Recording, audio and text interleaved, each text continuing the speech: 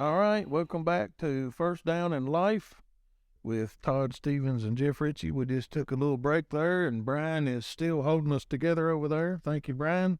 Doing the best. So we made it out of college, had a fun, good college time. Played baseball as a freshman, and then found out you wanted to chase other dreams or ambitions, mostly art. It seems like. Mm-hmm. So tell me about how your coaching career kind of started and how I'm sure that we're going to have marriage, children, life. So tell me about that post college era. Well, I'm going to look at this camera and say, this is Jeff speaking off the cuff. I think one of the greatest disservices we do to our kids is we expect them to graduate and know what they want to do with their life. That's good. I think we need a 2-year safety net for kids to either go to the workforce, go to a trade school, go to the military for 2 years, and then bring the kids back. And then we take our guidance counselors and our people in the community, and then we sit the kids down and say, okay, you've had 2 years of life. How can we help you? Instead of just, it's over. The reason I say that, I graduated at 17. I went 2 years. I went to Western, and in the middle of the night, I couldn't take school anymore. I loaded up what little clothes I had, headed to Nashville, knocked on the door to one of my buddies, Rodney Norris, who was a Green Beret Army Ranger, just a tough fullback that played for Barron County. I said, Rodney, it's midnight, I'm broke, I'm hungry, and I don't have a place to go. He said, come in, you're welcome here. I'm going to go through this as fast as I can and tell you why I'm saying it. He got me a job the next morning working at a restaurant as a waiter. And then 2 weeks later, I got a job working in the sign company. So I would get up every morning at 6 o'clock and leave and go work doing signs and billboards and stuff in Nashville. What kind of sign? Oh, anything. I lettered Loretta Lynn's Coal Miner's Daughter bus back in the 80s, 85, 86, spring of 86. And we did some NASCAR trailers for a group in Nashville called Corporate Image. But anyway, with all that being said, I would work all day, come home, take a shower, eat some peanut butter and crackers, then go to the restaurant and work till 11 o'clock at night. And for a while, just getting after it. That was getting after it because I was tired. I didn't know what I wanted to do with my life. And it goes back to what I just said. I said, kids don't know. There's a lot of doctors, lawyers, engineers that get sidetracked just because they need that second chance. I come back home. I got hired at Donley's. I worked there for a year, made some good money. Mike Gill hired me as his first ever salesman at Mike's Cycle World. So I'm painting my life story here. I did that. Mike's Cycle World. What they sell at Mike's Cycle Street? Honda. At that time, it was all Honda. And then we got motorcycles. Yeah. Are you talking about dirt bikes? I was racing dirt bikes and all that fun stuff, trail riding. And Mike gave me a job because I'd hang out at Mike's Cycle World every day and every Saturday. So the dirt bike had never left you. No, it's always been there. Can't believe you hadn't asked me. But anyway, Mike said, well, if you're going to hang around here all day, you might as well work here. And he offered me a job. I was his first ever salesman. We flew to Chicago and learned some sales school stuff. I did that a year. Painted my own little sign, Richey Signs and Graphics. I lettered everybody's semi-trucks, stock cars, you name it. I painted everything I could find to make $1. Carly Likens was my hero, Dexter Bowles, all these guys just... And so it hit me. I said, okay, Lord's working on me here. All right, Lord, I'm saved. I thought everything's supposed to be easy. Then I started looking up, and it was, instead of faith, family, job, friends, and hobbies, mine was hobbies, job, friends, everything else, and a little bit of faith here. I'd kind of gotten that paradigm shift. It's kind of mixed up. And so I think he allowed me to struggle in the desert. And I, out of nowhere, just like when I quit college and left for Nashville, I went back to Western and said, 2 years later, I took a 2-year break, and I said, I'd like to enroll again. went back, finished my art and coaching thing, and that's where I went to through all this. And so you've asked me, got married, had a son 2 years later, and then it hit me. I'm spending all my time coaching everybody else's kid, and another wise old coach said, patted me on the shoulder and said, just going to remind you, don't spend your whole life coaching everybody else's kids while somebody's raising yours. And that hit me hard. So I always tried to have him at practice or whatever. And so there's where the great balancing act came in. Going to school. And all coaches face it, but I wonder how many of them will talk about it. They won't.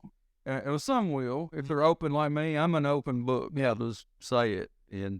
But you got to understand, teach all day, coach all afternoon, grab a Wendy's hamburger and french fries, go to take a master's class because they required you to get a master's back in those days, and then work all weekend painting or doing something to try to keep the lights on.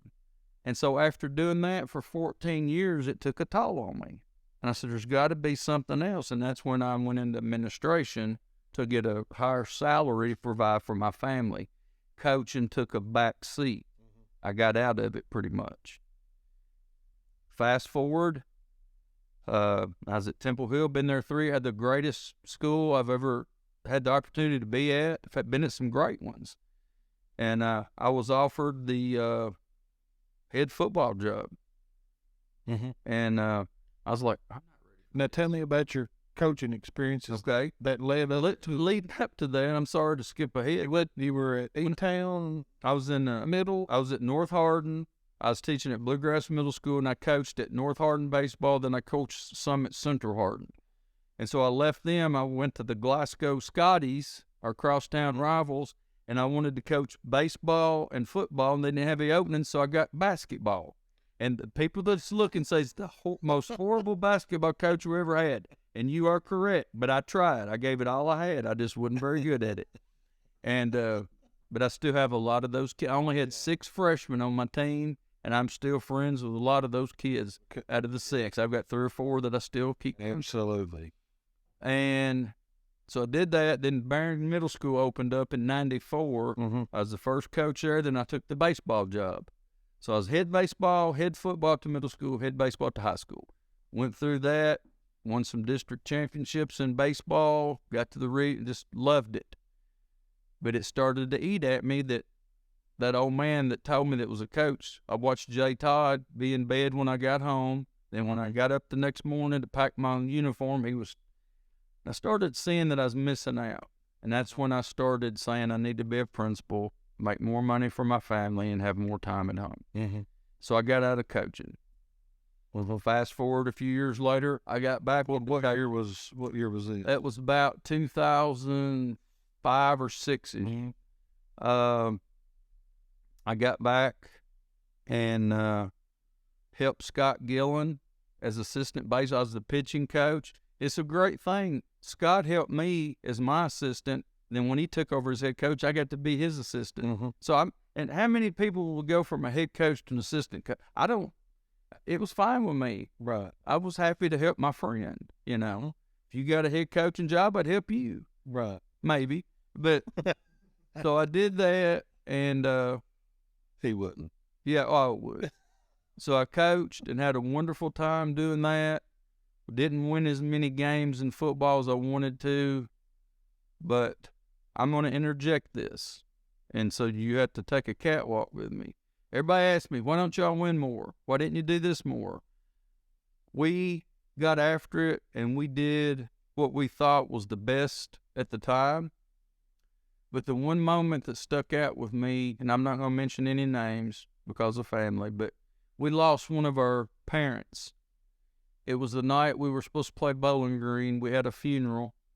All of the kids wore their jerseys and were honorary pallbearers for this wonderful mother.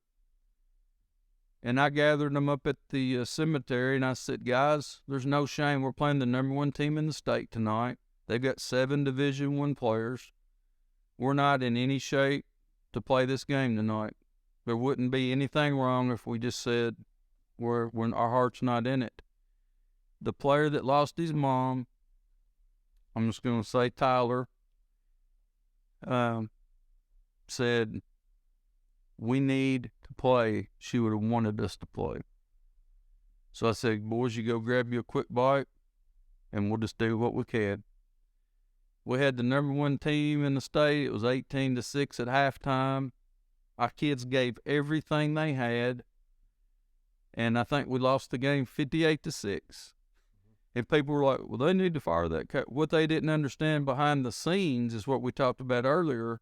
When you're honest with players about their skill sets, you also got to look at it when 3 of them get saved and baptized, and when a team comes together and attends a funeral as pallbearers for a mom they love, and then still goes and lays it out on the line, and they didn't win on the scoreboard, but they won so much in life.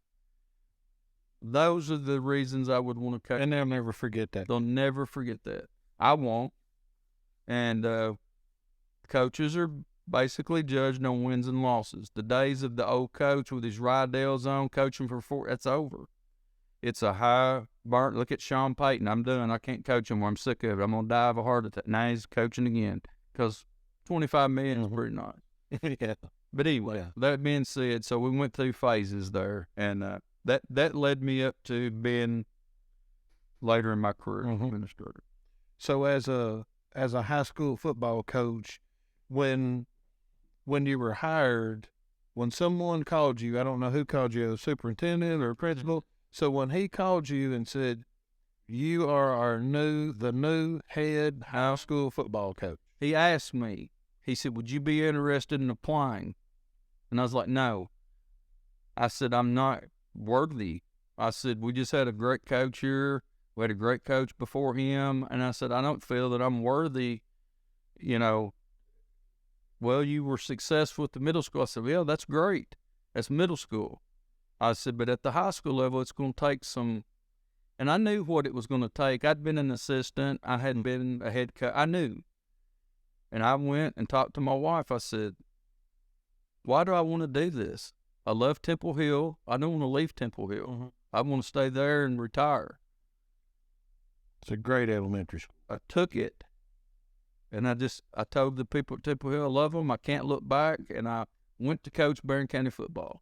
Blind leap of faith. And I had the naysayers, well, they've fired a good coach or let one go and they've got this no good. And you hear the noise. And anybody that tells you they don't hear the noise are liars. Right. You can't get away from it when you walk into your own church and they're talking about you in the lobby. It happens. When they're at George J's and you walk in and, it happens. So I'm no different than anyone else. Fear of failure drove me to do all I could to not fail. One of my favorite sayings right up here on the wall, President Roosevelt said, it's not the critic who counts, it's a man in the arena. Everybody's probably heard that. And that's one of the most, this is something about coaching that's always fascinated me, to the coach who, let's say he coaches his whole career, she coaches their whole career, and they never hit 500. Never. Right. But that doesn't mean that they haven't had a tremendously successful coaching life. All right? So this is one of the things about being a critic. It's easy to be a critic. It's easy for me to criticize you. It's easy for me to criticize Brian. I believe we criticized each other a few times. And I promise you I did. And yeah. That was mean to me, y'all. Well, you got to get over it. I'll go. You was mean to you was meaner to me than I was. All right. But I love you anyway. Bro, man. So when a coach gets behind that whistle and you walk down through that arena or the stadium or the field, and when you walk down there, you are essentially taking off all of your clothes and exposing everything that you are. Yeah. And letting everybody absolutely pick you apart.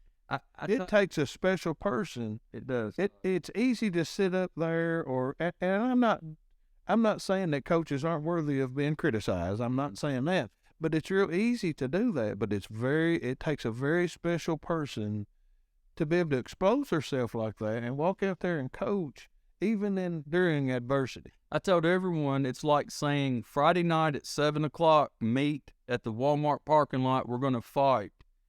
and everybody comes, you either win or lose. That's the way football is. Mm-hmm. They buy their tickets. A lot of people are there just to see their kids in the band. Some want to come and socialize, but there's a lot of people that come to watch football. And I told my players, I said, they are here to see you suit up to see fundamentally where we stand against other people. Mm-hmm. And there's nowhere to hide. We can't turn the lights out and act like it didn't. I said, you're out there. I'm exposed. But I said, so instead of fear of failure, let's go out and put on a show and make it happen. And when it's over, let's say we left it all on the field, gave it all we had. Well, a lot of times it just didn't turn out that way. Mm-hmm. And that, to me, and I'm going to say this, I love when I say I'm going to look into the camera, because I'll say I'm going to look you in the eye. The wins, I'll never forget the first time we beat Glasgow in high school. It was on my birthday, September 12th. We beat Glasgow. We was down 12-0 and come back and beat them 13-12. Celebrated the Glasgow Stadium. That didn't last very long, because I was up on Saturday morning washing uniforms, getting ready for the next game. But boy, the losses hurt forever. And that's what I kept telling people. I said, what y'all don't understand about me, and it's a lot of coaches are this way, I can't enjoy the moment or the wins because I'm already preparing for the next week. And then when we've lost and I felt like I could have done more, and then that aches at you, and I was like, what are we doing here? I'm in this great... Is it fair to say a coach is his own worst critic? Oh, I was by far my worst. Yeah, I was so hard on myself because I couldn't. I mean, salaries are public information, but I couldn't take the $5,000 a year that's paying me and not think that I could do more than what I was doing. I wanted to win. And I'm not saying I'm this great winner, but I wanted my kids to experience the feeling of beating the other team, shaking their hand after the game, and then getting on and enjoying their weekend and coming back for more. It's hard to send them home on Friday night after a tough loss or a big loss. And that's tough, Todd. I mean, that's in the deep water with the elephants. Mm-hmm. That people have asked me, why didn't you coach longer? Why did you resign after 3 years? I said, because of what I just said. I could not feel that I was giving enough to the program to where they could experience some success at a higher level. Do I think I did an adequate job? Yes. But let's look at Berry County football. Jerry Eubank, wonderful coach, been to state games at Glasgow. Joey Downs, state champion coach at Bardstown. Mm-hmm. Johnny Hines, state championship winner at Pulaski County. And it went 3 times, I think. Yeah, Denver Bell was there as an assistant and went on down to Franklin. And guys, we had a lineage of great coaches. And so what I'm saying is we've never been able to completely put it together at Berry, but I've got the hope, springs eternal, that next year is the end. It's always next. And if I was saying something to Tommy Muse right now, Tommy, enjoy coaching your kids. Don't get caught up like I did in the winning and losing. Enjoy the moment and just enjoy the ride, because I didn't enjoy it as much as I should have. I let it eat at me. Absolutely.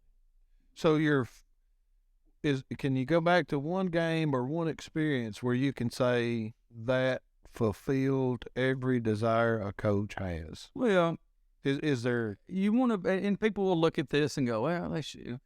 That scratched the itch. Yeah, that I've always had. Beat my old buddy Johnny Hines. Let's hear about it. Brian, you want to hear about it? I'll be quick. You don't have to be You quick. played for Johnny Hines. I did. Great man. Very great man. coach. Yeah, you love Johnny. I worked under him. Hope to have him. The guy was a wonderful coach, and they came in number 5 or 4 in the state. And I hate to say this, but our kids didn't know anything about Pulaski County. We'd never played them. Mm-hmm. And so I just told the kids, I said, they're very athletic. They got a good squad. Their coach is a better coach than I am. I learned a lot of what I'm going to be doing tonight from Johnny. Mm-hmm. And they were probably a 25-point favorite at 38. I don't know. We beat them 38-37, 37-30. I don't remember the exact score. We beat them. They went for 2, and we stuffed them. on the last play of the game. And to me, that was the signature football win. Now, as a baseball coach, hitting 7 home runs, beating Glasgow 17-7 to finally win the district and go into the region after they'd lost 11 years in a row. So we've had some wonderful opportunities.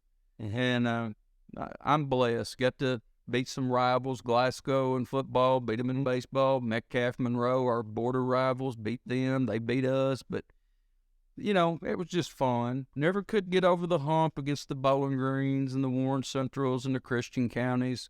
A little bit better coached, a little bit more athletic. All right, I'm going to be just a little bit selfish here. Yes. I personally I want people to hear the story behind.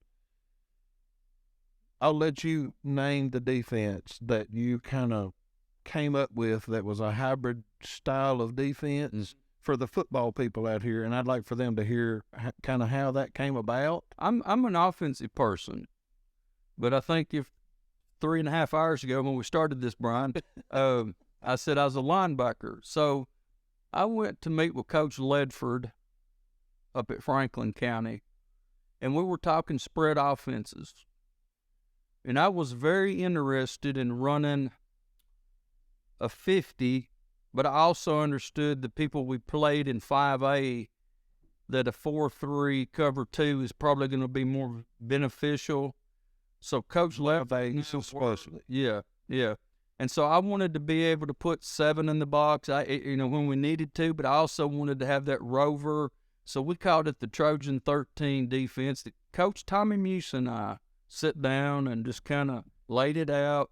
This is our 1 technique. This is our 3. This is our 5. This is our rover. This is where the Willie's going to play, the Mike, the Sam. This is our coverages. This is how we roll to this. So we kind of created a defense that I'm proud of. And Tommy's still using it today, and don't want anybody to say it's not work. It is. It's a good defense, and it's able to be very, like, whenever somebody adjusts or they trade a tight end, break the huddle, it's easy for us to adjust. It's terribly versatile. It's a very versatile defense. It's basically a 4-3. Yeah. Many people don't know it's a 3-4. It's a 4-3. It's a 4. We could kind of move around in it and do a lot of things, stem and move and confuse and drop coverages. But anyway, that's the deal. We did that, and I'm proud of Tommy. He's doing a good job with it, and I think you're fixing to see Barron.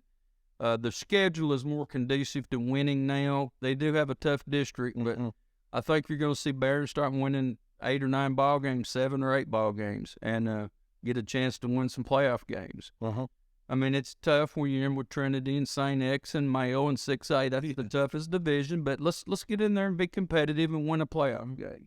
One of the most, something, I used to listen to Colin Cowherd. You probably have too. Used to listen to him. I'm not going to tell you I'm a big fan, but there's something he said one time that stuck with me. He said, if you can't be good, at least be interested. And cheers. That's always stuck with me. You know, on the years where I've had teams that aren't as talented as others, you kind of disguise some things and do some bells and whistles and trickery and stuff to at least be interesting and entertaining to the kids, because you want them to have an enjoyable experience, and also to mom and dad and grandma and grandpa up in the stands. So you have had an amazing coaching career and great life. I'm the guy on It's a Wonderful Life. So tell me about life, George, after football. What's his name? George Bailey. George Wilson. George Bailey. Yes, George Bailey. I'm that guy.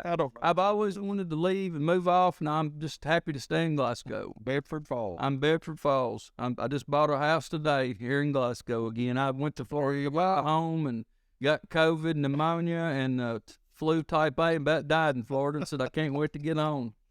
But I'm a blessed man, Todd. I want to Tell you what it means to be blessed. Well, I said earlier, if you haven't tuned in, now's when I want you to tune in. I was a person that have always been driven by, I'm not good enough, I'm not fast enough, I'm not the best looking one, I'm not the whatever. I was always trying to find an edge to be the underdog to play.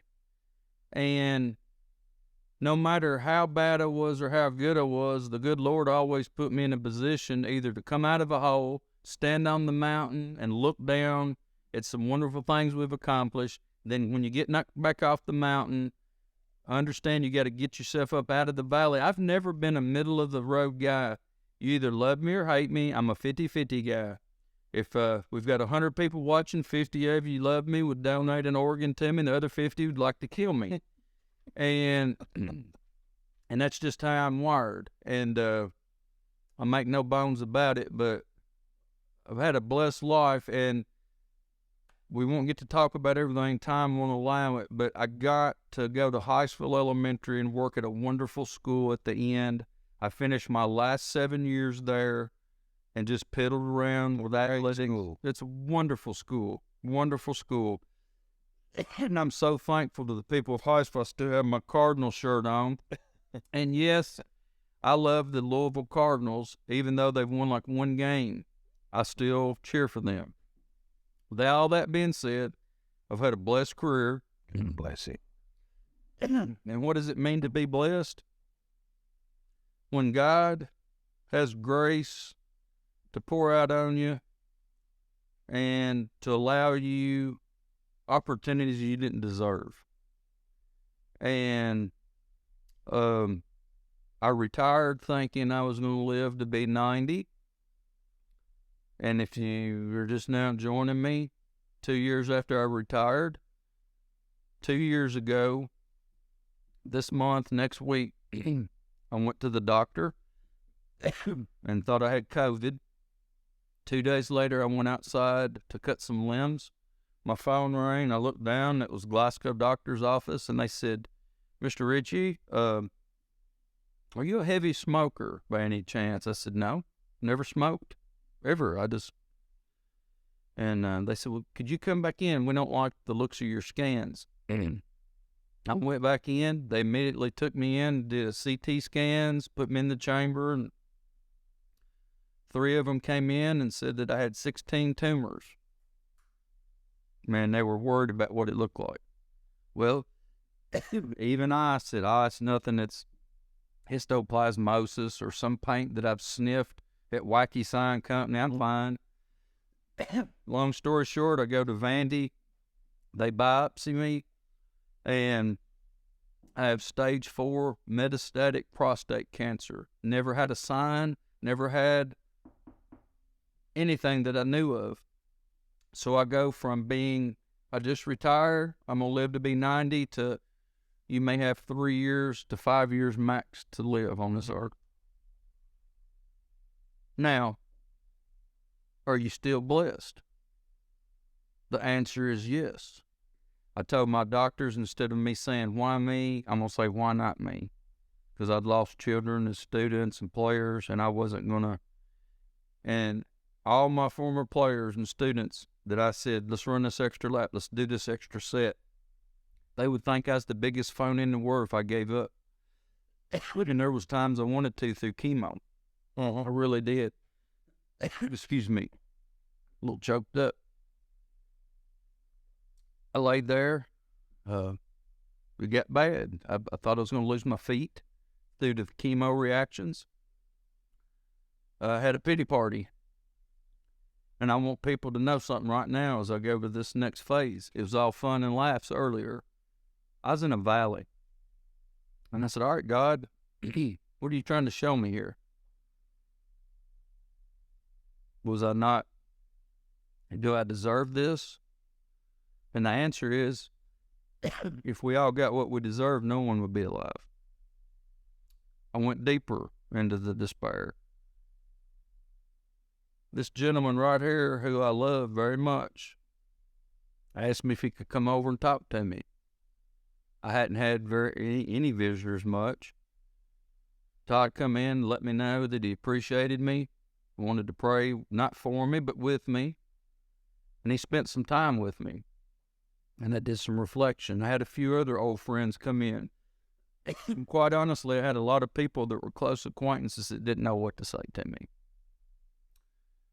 And this is what I tell everybody. Some of your people that you've got deepest in your inner circle are no-shows. And some of the people that you think forgot about you 32 years ago show up big and bold. Uh-huh. And I've learned what life is on both sides. I'm going to, I laid there and I said, I can't even fish. I can't do anything. My wife took good care of me. People prayed for me. I think that's why I'm still here. The doctor said, it's been amazing. I said, I'm just a filthy rag. I said, but I've got some prayer warrior people that are way better Christians than I'll ever be, that have lifted me up at their church. Little Amanda would text me every week, and some other kids in their churches. Brother Steve Goodman. I was lifted up everywhere. Uh-huh. And, excuse me, I just feel like that's what's got me through this. And I'm here. I don't know for how long, but it's okay. I'm going to keep on fighting, and the Trojan motto is fight on. And I told my kids, fight on for OBC, and I'm going to fight on till I'm called home. This gentleman right here said, listen to me good. You will not arrive 1 minute before your designated time, nor 1 minute later than your designated time. Quit worrying about it. I live by those words, brother. And I shared those with one of my friends today that's dying from this horrible disease. I said, you're going to go when your time is. So, I just want to say, Mike Mays, you asked me how my walk was, and I told you I decided that I thought I could walk on water when I was on top of the mountain. Now I'm finding that there's only one man that can walk on water. I've had to rely heavily upon that. Amen. And that's good. I'll never think I'm worthy. I said that's always been one of my flaws. I just feel like a crack in my eggshell. But for some reason, I'm still here, and I think I still have some worth, and I have some work yet to do on this earth. Absolutely. So thank you for the. I just want to thank you for this opportunity, Brian and Todd, for being here. And you may have some more questions, but I'm just thankful that our paths have crossed, and I had the opportunity to watch you play football. You're younger than me. I got to coach with you. I got to watch you coach, and now I watched you in a different capacity. And I go to Mount Tabor Church where he's the pastor, so I may have been one good reason I got here. But if you're looking for fringe benefit, if you're looking for a church, come out there and worship with us. Finest people you'll ever meet. Good men, good women, just a good little church. And I'm going to plant my roots here and be out there on Sundays and Wednesdays as much as I can till I can't do it no more. So you're going to be stuck with me. Well, when I came out to see you, this is my turn. Or let me back up. This is the way my personality is. When I went out to see you, there's two ways a lot of people can approach that. One is they don't go around it. They don't want to be around it. And I understand that. Tell me that I just couldn't face you, Coach. And I understand that. I really understand, because people have always said, what could I do for you? If there's anything I can do for you. Well, some people don't. Because we don't have any idea what to do. So when I came to you, obviously we had lots of talks. We spent a lot of hours. We cried together. We talked together. We prayed together. You and Lori and I, spent some time together and talked. And one of the things that I felt as if God was, I'm not going to say God was telling me to tell you. I'm saying that I just had a sense of, don't give up on life. It would be so easy in that point to start beating yourself up and pulling yourself down. That would be so easy. And because the people out here aren't going to they're not going to have the visual that I had when I come to your home. So it would be so easy just to jump off of the cliff, proverbially, and here. But my thought was, No, we fight. We fight because you're a fighter. You always have been. And it would be so easy to do that. That's why I wanted, before we start this journey together, and I hope that it's very, very successful. But I wanted people to be able to hear your story, and maybe one of these days we'll get to my story. I don't know that people would care. It's nowhere near as exciting as yours. Yes, it would. But you're still coaching, Coach. In the last few years, most people would think you need more help than anybody else. And I understand why people would think that. But I'm still calling you, asking for you to coach me. Right. Not about gridiron. Not about how to block a 3 technique. I'm calling you saying, and I did ask a couple of those questions, by the way. Are y'all hearing this, men? Don't go it alone. Talk to somebody. Yeah. Call me. Call Todd. Call Brian. Don't be out there on your own fighting life. We're just men. We're just old scoundrels, saved by grace, just trying to do better and just trying to live. And if we can help anybody, like Todd helped me, come see us, call us, text us, and just, we want to help people. That's why we're doing this. We're not doing this just to have something to do because Brian's ready to go to bed. We truly think this is an opportunity to reach people that may not feel comfortable walking in the church door in the state they're in, or something's happened in their life that's cracked their eggshell like mine, or Mm-hmm. And so that's what this is about. This is the game of life. First down and life to go. Mm-hmm. It's, don't get beat down. Don't stay down. I don't know what else to say. I told my 4 kids, it's okay to be poor. It's not okay to be broken. They come from Ruby Payne's poverty. There's just so many ways to deal with people. Addiction issues. My goodness, if you got an addiction, I'm not an addiction expert, but I can tell you what it's like to be in the valley and where you just don't feel like there's nothing. And so I guess that's what's happened. I'm proud that we're able to help some people now. Yeah. So a couple more things, and then we'll sign off. One of the things I want you to give a good, solid, funny story that involved coaching. So I'll let you think on that one for just a minute before you dive into it. I've got 1,000 of them. I can't pick just one. There's. As we go on through this, I'm sure there's going to be so many of them that we could talk about.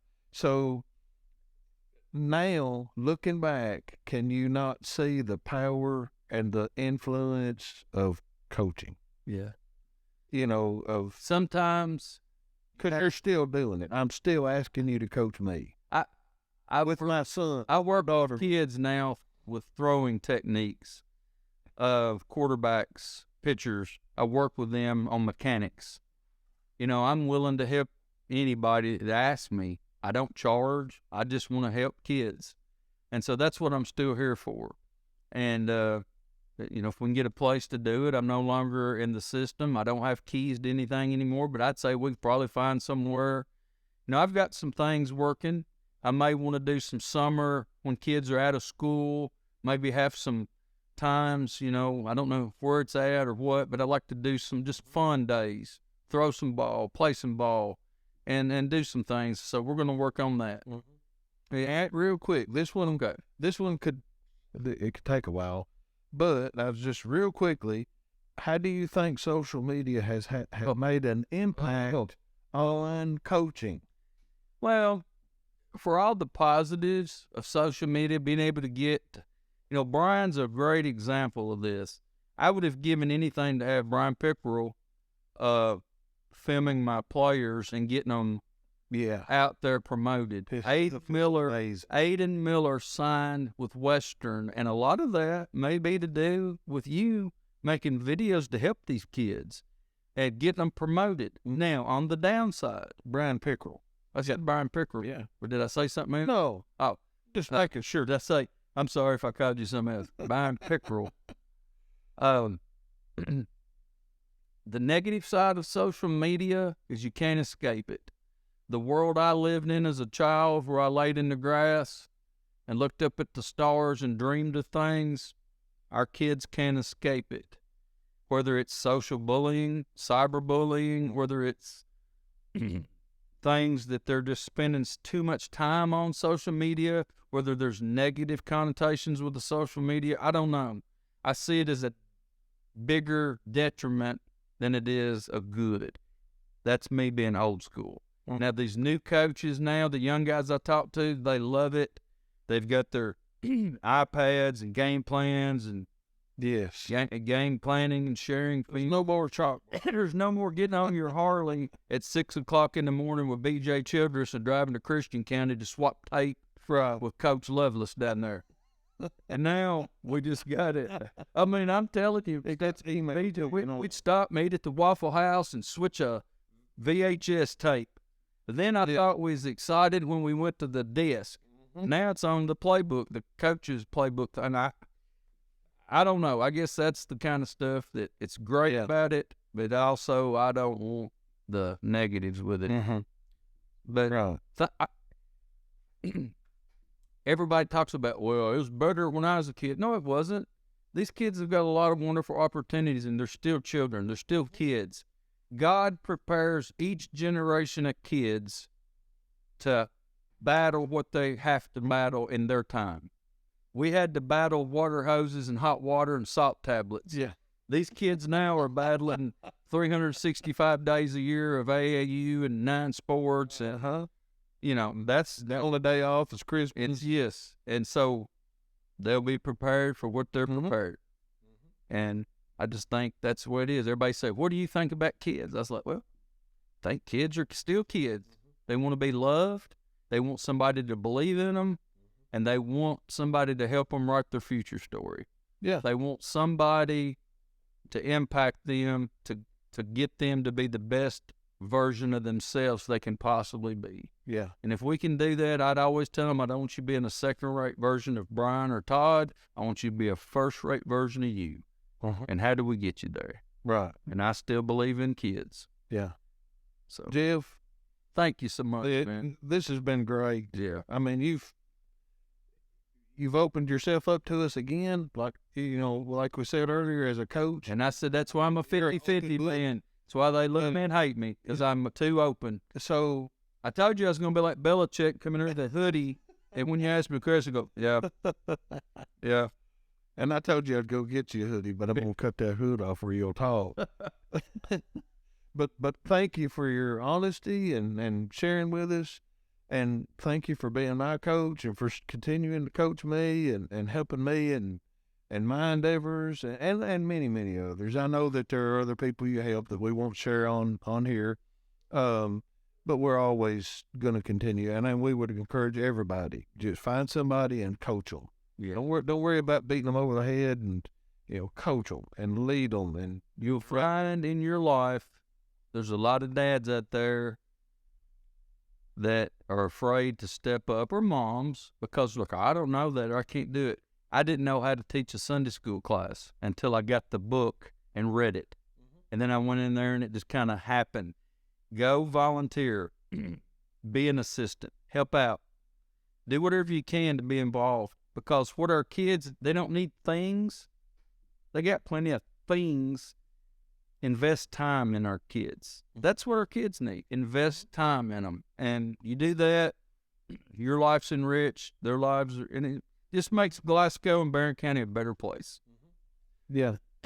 So this show is called First Down and Life. It's more than just football, because we hope to get a band coach, a tennis coach, a baseball coach.